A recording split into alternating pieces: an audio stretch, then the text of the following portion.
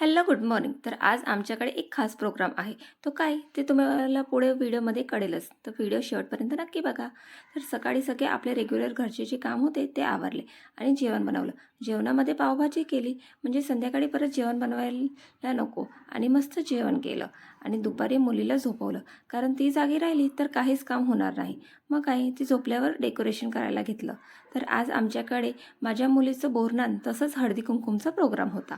तर पहिले डेकोरेशन करून घेतलं आणि हो, हे पतंग मी घरीच बनवले आहे.